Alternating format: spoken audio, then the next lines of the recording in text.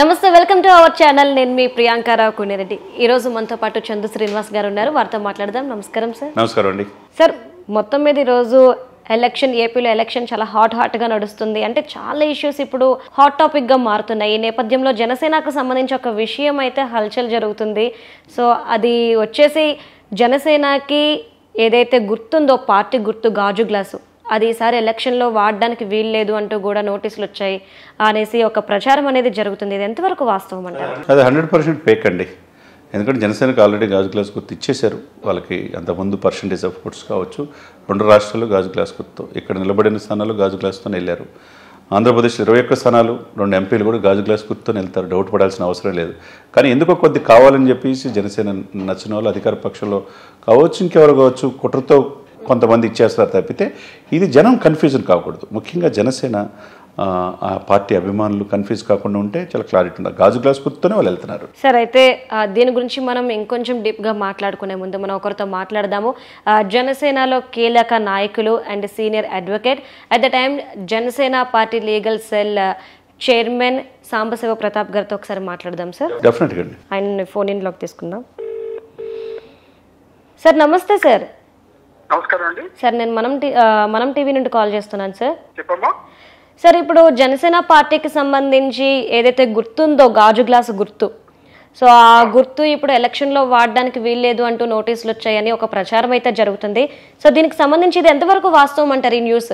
అది ఆ ప్రచారం తప్పమ్మా. అది అవగాహన లేకుండా మాట్లాడేవాళ్ళు తప్పితే అది కరెక్ట్ కాదు.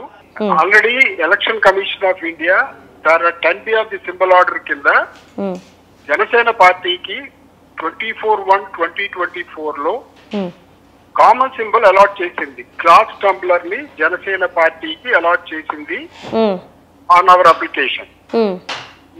ఈ సింబల్ ని మేము ఇప్పుడు ఆంధ్రప్రదేశ్ లెజిస్లేటివ్ అసెంబ్లీ ఎలక్షన్స్ కి, తర్వాత పార్లమెంట్ ఎలక్షన్స్ కి దానిని కామన్ సింబల్ గా మాకు అలాట్ అయిపోయి ఉన్నది.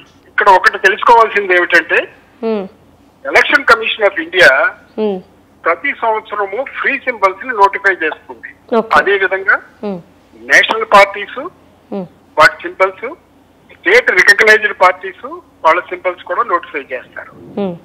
Election commission of India 15th May 2023 ఇప్పుడైతే ఏదైతే సిఇఓ గెజెట్ నోటిఫికేషన్ 14/2024 ఇచ్చి ఉన్నారో అది already 15th May 2023 election commission of India notify చేసి ఉన్నది.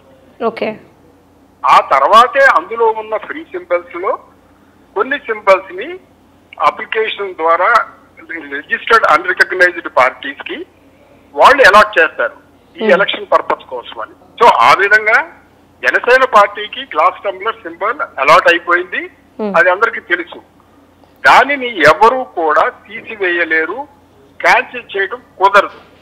ఈ ఎలక్షన్స్ వరకు దాన్ని ఉపయోగించుకుని మేము చేయొచ్చు. అంతకుముందు కూడా 2019 ఎలక్షన్ లో కూడా ఎలక్షన్ కమిషన్ అలాట్ చేసింది గ్లాస్ టంబ్లర్ జనసేన పార్టీకి. దాన్ని ఆ గుర్తు మీద మేము కంటెస్ట్ చేశాం. ఇప్పుడు కూడా అదే గుర్తుంటుంది, అదే గుర్తు మీద మేము కంటెస్ట్ చేస్తాం. వాళ్ళకి ఏంటంటే ఇప్పుడు ఇచ్చిన నోటిఫికేషన్ కొంతమంది దానిని మిస్డైరెక్ట్ చేసుకుంటా ఈ చెప్పుకోవాలంటే ఎవరైతే వేరే పార్టీ వాళ్ళు దీన్ని ఒక అవకాశంగా తీసుకుని జనసేన మీద మిస్డైరెక్ట్ చేయడానికి, మిస్లీడ్ చేయడానికి చేసింది తప్పితే దాంట్లో వాస్తవం లేదు.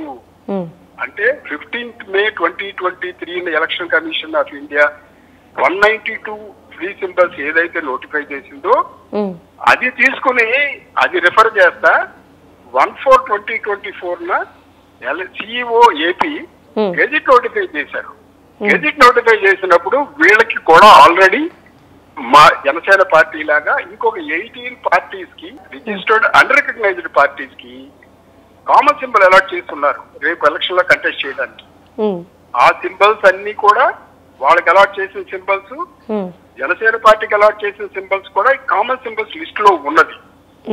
ఇది నోటిఫై చేసింది రొటీన్ గా నోటిఫై చేసేదే కానీ ఏ సింబల్ తీయటం గాని మార్చడానికి కానీ సిఇఓ ఏపీకి అధికారం లేదు. అది ఓన్లీ ఎలక్షన్ కమిషన్ దే. ఒకసారి అలాట్ చేసినాక ఎలక్షన్లు అయ్యే వరకు కూడా ఎలక్షన్ కమిషన్ ఆఫ్ ఇండియా కూడా ఏమి చేయడానికి లేదు. Okay sir. ఇప్పుడు ఎలక్షన్ షెడ్యూల్ వచ్చేసింది కాబట్టి ఎవరు ఇందులో ఇంటర్ఫీర్ కాకూడదు. మీడియాలో ఏంటంటే తెలిసి తెలియక దాని మీద సింబల్ ఆర్డర్ మీద అవగాహన లేని వాళ్ళు ఏదో చెప్తున్నారు కానీ అన్ని తప్పు. మీ ఛానల్ ద్వారా నేను చెప్పేది ఏంటంటే అటువంటి మిస్లీడింగ్ స్టేట్మెంట్స్ కానీ మిస్లీడింగ్ న్యూస్ కానీ మీరు సర్క్యులేట్ చేయొద్దు. That is my request. Okay sir, thank you so much sir. Thank you sir. మొత్తం మీద ఆయన ఏం చెప్పారో విన్నారు మీరు. మీకు కూడా అర్థమైంది కదా. యాజ్ ఎ లామెన్గా నేను కూడా చెప్తా ప్రియాంకరావు గారు, చట్టం తన పని తాను చేసుకెళ్తుంది. Rule is rule, rule for all. Election commission 324 article ప్రకారం ఏర్పడింది. Independent body. ప్రభుత్వం పేరుకే తప్పితే అధికారాలన్నీ ఎలక్షన్ కమిషన్ చేతిలో ఉంటాయి. ఇప్పుడు సాక్షాత్తు 3 IPS ఆఫీసర్స్ని 2 IASని కూడా మార్చేశారు, వైసీపీ ఫేవర్గా చేస్తున్నారని. అటువంటి ఏదైనా కానీ ప్రతిపక్షాలు ఆరోపించినప్పుడు వాళ్ళని కూడా మార్చేసే అధికారం ఉంటుంది.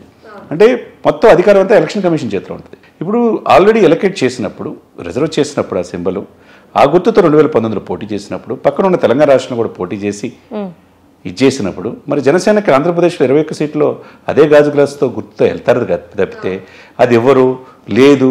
అది కొద్దిగా అధికార పక్షం ప్రాపకం కోసం కావచ్చు, తన అనుబంధం తన్ని మళ్ళా అధికారులు రావాలని కోరుకునే కొన్ని సోషల్ మీడియా ఛానళ్ళు అత్యుత్సాహంతో చేసింది తప్పితే ఇది జనాన్ని కన్ఫ్యూజ్ చేయటం ఒక రకంగా అది చాలా నేరం కూడా. వీళ్ళ మీద కేసు కనుక ఈ జనసేన పార్టీ పెడితే వాళ్ళు లోపలికి వెళ్ళే అవకాశం ఉంటుంది. ఎందుకంటే ఎలక్షన్ కమిషన్ ఓటర్ని ప్రలోభ పెట్టకూడదు, డిస్టర్బ్ చేయకూడదు. ఎలక్షన్ కమిషన్ ఇచ్చింది అది ఫ్రీ సింబలా రిజర్వ్ సింబలా ఏంటనేది వాళ్ళు చూసుకుంటారు. అధికారం ఉన్నది అది ఇచ్చారు వీళ్ళకి, జనసేనకి ఇచ్చినప్పుడు గాజు గ్లాస్ గుర్తుని పోటీ చేయబోతున్నారు. ఇంకెందుకు నోటిఫికేషన్ ఎలక్షన్ ఇచ్చింది. నెక్స్ట్ మంత్ 13 ఎలక్షన్ జరగబోతుంది. June 4th రిజల్ట్ రాకపోతుంది. ఈ సమయంలో ప్రజల గందరగోళ పరిస్థితిలో ఇది తీసుకురావటం అనేది ఎవరు చేశారో వాళ్ళు విఘ్నతతో ఉండాలి. లేకపోతే చట్టం తన పని చేసుకుంటుంది అన్నట్టుగా వాళ్ళ మీద కూడా ఎవరైతే ఇది ప్రలోభాలు పెట్టి సోషల్ మీడియా అసత్య ప్రచారాలు చేస్తున్నారో వాళ్ళు కూడా శిక్షించబడే అవకాశం ఉంటుంది. ఎందుకంటే చాలా పవర్ఫుల్ ఎలక్షన్ కమిషను. వాళ్ళ మీద కనుక చర్యలు తీసుకోమని చెప్పంటే ఇమీడియట్గా ఆ ఛానల్ మూసుకునే పరిస్థితి ఉంటుంది.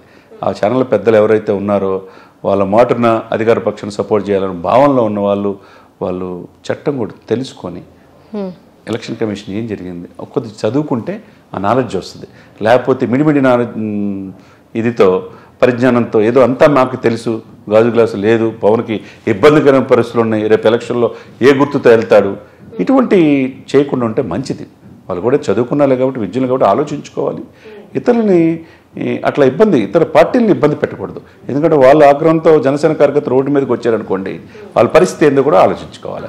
ఇప్పుడు సాంబశివరావు ప్రతాప్ గారు చాలా పవర్ఫుల్ మ్యాన్, మీరు అన్నట్టు సీనియర్ అడ్వకేటు. మొదటి నుంచి కూడా జనసేన పార్టీ రిజిస్ట్రేషన్ కావచ్చు, జనసేన కీలకమైన లీగల్ సెల్ విషయంలో, తర్వాత పోల్ ఎగ్జిక్యూషన్ విషయంలో, తర్వాత అభ్యర్థులను నామినేషన్ చేసే విషయంలో ఆయన ఎప్పుడూ ఉంటాడు. ఇప్పటి నుంచి కదా ప్రజారాజ్యం నుంచి చేశాడు. ఇప్పుడు లీగల్ సెల్ చైర్మన్ ఆయనంత విపులంగా చెప్తే ఇంకేం కావాలి. అది కూడా మీరు ఆయన నుంచి తీసుకొచ్చి ఆ కాపీలో ఏదైతే ఉన్నాయో అవి కూడా దీంట్లో వేసేసి చూపిస్తే వాళ్ళు కొద్దిగా రియలైజేషన్ అన్న అవుతారు. Right, thank you so much sir.